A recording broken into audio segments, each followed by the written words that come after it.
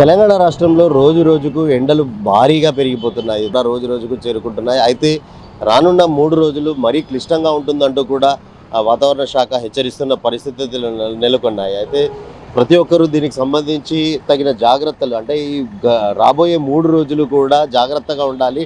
అత్యవసరమైతేనే తప్ప ఇంట్లోంచి బయటికి వెళ్ళకూడదు అంటూ కూడా హెచ్చరికలు జారీ చేస్తున్న పరిస్థితి అయితే ఉంది. తెలంగాణ వ్యాప్తంగా చాలా ప్రాంతాల్లో అధికంగా ఉష్ణోగ్రతలు నమోదవుతున్నాయి. అయితే ముఖ్యంగా ఉత్తర తెలంగాణ జిల్లాల్లో మాత్రం ఎండ తీవ్రత చాలా ఎక్కువగా ఉంది.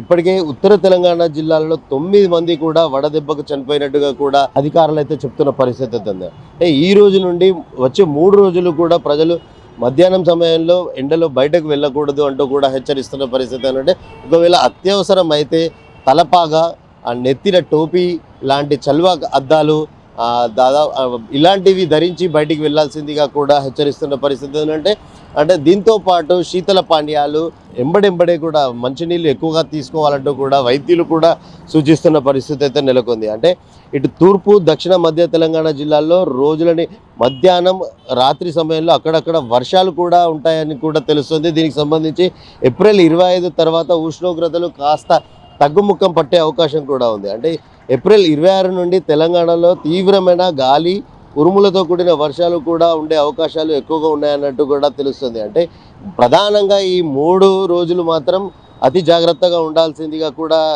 హెచ్చరిస్తున్న పరిస్థితి అయితే ఉంది. 42 నుంచి 44 డిగ్రీల ఉష్ణోగ్రతలు నమోదయ్యే పరిస్థితి అయితే ఉంది. అంటే దీనికి సంబంధించి అంటే ఇప్పటికీ వేసవి కాలంలో ఉపయోగించాల్సిన అంటే ఇటు జ్యూసులకు సంబంధించి ఇటు బాదాం మిల్క్ సెంటర్ల దగ్గర ఇటు చెరుకు రసాన్ని అంటే ఏదైతే ద్రవ పదార్థాలకు సంబంధించి సేవిస్తూ ఉండాలి. గంటకు కూడా డీహైడ్రేట్ అవ్వకుండా ఉండేందుకు కూడా పానీయాలు కూడా సేవించే పరిస్థితుల్లో ఇటు రంజన్ల వినియోగం కూడా అంటే ఈ ఫ్రిడ్జ్ వాటర్ని కాస్త దూరంగా ఉండాలంటూ కూడా వైద్యులు సూచిస్తున్న పరిస్థితి. అంటే ఆ ఫ్రిడ్జ్ వాటర్ కూడా తాగొద్దు అంటూ కూడా హెచ్చరిస్తున్నారు.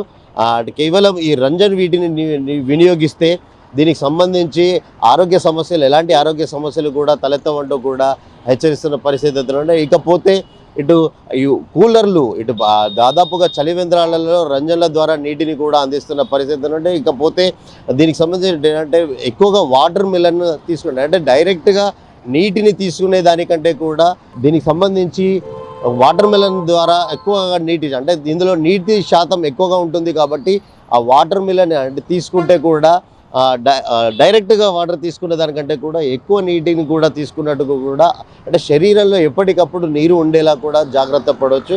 దీనికి సంబంధించి ప్రతి ఒక్కరూ జాగ్రత్త వహించాలంటే ఇటు కూలర్ల వినియోగం కూడా గణనీయంగా పెరిగిపోయింది. ఏసీలు కూలర్లు కూడా అంటే ఎండ వేడిమిని తట్టుకోలేక ఈ ఏసీలు కూలర్ల వినియోగం కూడా భారీగా పెరిగిపోయింది. మధ్యాహ్న సమయంలో అత్యవసరమైనది తప్ప బయటికి రాకూడదంటూ కూడా వాతావరణ శాఖ అధికారులు అయితే హెచ్చరిస్తున్న పరిస్థితి అయితే నెలకొంది. అంటే మొత్తంగా రాబోయే 3 రోజులు కూడా జాగ్రత్తగా ఉండాలి. ఎట్టి పరిస్థితుల్లో కూడా హీట్ వేవ్ వస్తున్నాక అంటే తెలంగాణ రాష్ట్రంలో హీట్ వేవ్ మొదలైనందువల్ల ఈ 3 రోజులు అతి జాగ్రత్తగా ఉండాల్సింది అంటూ కూడా వాతావరణ శాఖ అధికారులు అయితే హెచ్చరిస్తున్నారు.